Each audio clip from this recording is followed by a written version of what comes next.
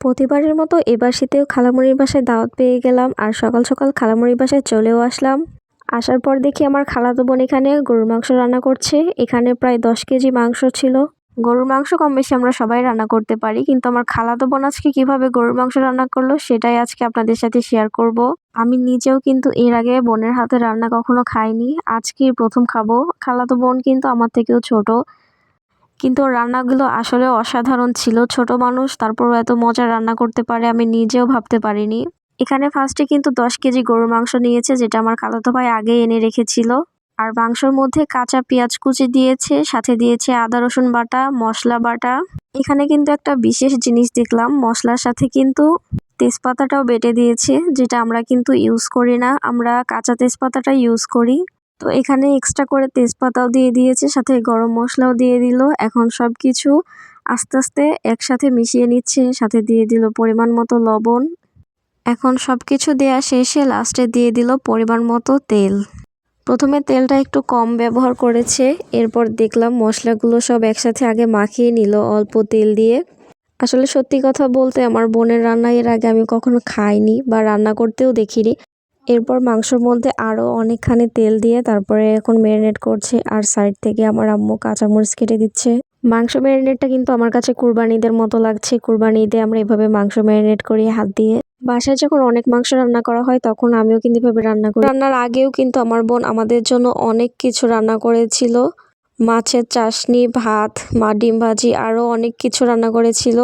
সাথে 5 কেজি ওজনের একটা মুরগির মাংস রান্না করে রেখেছিল।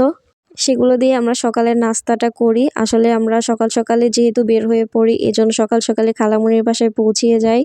খাওয়া দাওয়া শেষ করে বোনের রান্নার ভিডিওটা আসলে শুরু করি। এখন মোটামুটি অনেকক্ষণ ধরেই কিন্তু দেখতে পাচ্ছেন যে মাংসটা ম্যারিনেট করে রাখছে। আসলে গরুর মাংস বেশি হইলে এভাবে হাতে মাখিয়ে রান্না করলে অনেক বেশি মজা হয়। আমরা কিন্তু কোরবানি ঈদের সময় এইভাবে হাতে মাখিয়ে গরুর মাংস রান্না করি। মাংস ম্যারিনেট করা শেষ, এখন পাতিলের চারিপাশে কাদা লেপে দিচ্ছে যেন পাতিলের গায়ে কোনো কালি না লাগে। গ্রামে যারা মাটির চুলায় রান্না করে তারা কিন্তু পাতিলের গায়ে এরকম কাদা লেপে দেয়।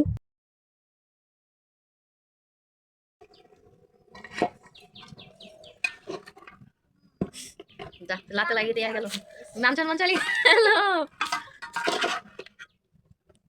নালে তুই ধরে লাগে।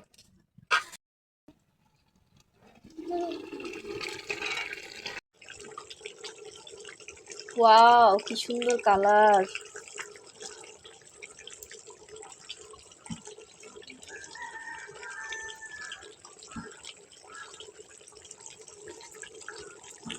এখানে কষানো মাংস। মাংস কষানো দেখতে দেখতে তো আমার জিভে জল চলে আসলো। এরপর আমি অনেকগুলো মাংস তুলে নিলাম। কষানো মাংস খেতে আসলে অনেক মজা লাগে আমার কাছে, এজন্য রান্না করার সময় আমি পাশে বসে কষানো মাংস তুলে খাচ্ছি।